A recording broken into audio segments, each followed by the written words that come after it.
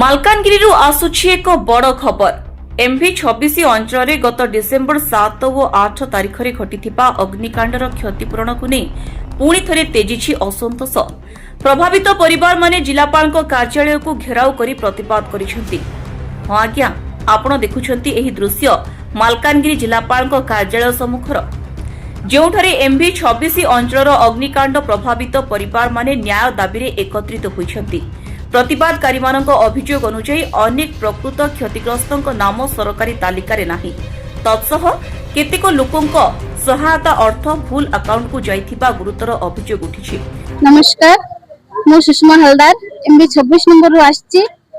आम गाँव जे 7-8 तारिख रे जा भंगाचरा होइतिला से विषय रे आम सरकार जा अनुदान देले से हिसाब रे आम केही भी से समान पाइलिनी सर।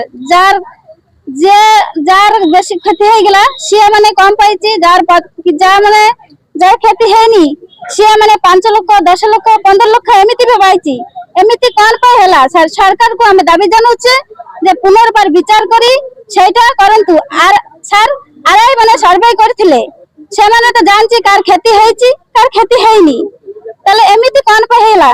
हमें दाबी रखुछि जे सर आम गाँव ए जा आम गाँव लोक आंको घरे सार क्षति पूरा हेली किंतु तार गोटे नंबर पड़िनी, आर गोटे नंबर पड़िनी, हेले आरआई माने सर्वे करी आंकर नंबर कोन पाइ देलेनी।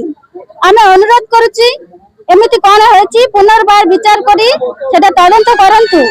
आ से पैसा जाको 5 लाख 10 लाख 15 लाख देले सेमानकर कोनोसी क्षति भी हेनी, ताको सेमाने गारे भी सेमाने भी रहनी सर। तांको 12 लाख मिलिला और आमर जे क्षति हला सर से आमे पाइली कोन 5000 10000 50000 एमिति पाइली। आमे दाबी रखुछि पुनर्बार विचार करी सेटा ई कोन दाबी जदि न सुनबा आमे राज रास्ता रे ओलेबी सर। पुनर्बार आउ थरे कलेक्टर सरपंच को आसीबी राज रास्ता रे ओलेबी। आमे जो माने प्रकृत क्षतिग्रस्त आमे सहायता पाइने, जो माने ग्राम रे मध्य नाहांती से माने टंका पाइछंती। आम पाई पुणी थरे सर्वे हो। सेमानको कहिबा अनुसार सर्वे समय राजस्व निरीक्षकଙ୍କ तरफରୁ भूल तथ्य दाखल हेबारु एपरि अनियमितता देखिबाकु मिलिछि। एही अनियमितताकु नै प्रभावित लोकमाने पुणी थरे सठिक सर्वे और यथाचित क्षतिपूरण दाबी करुछंती। जदि तांको दाबी पूरण न हुए तेबे आंदोलन को आहुरी तीव्र करिवे बोली सतर्क करिसेंती।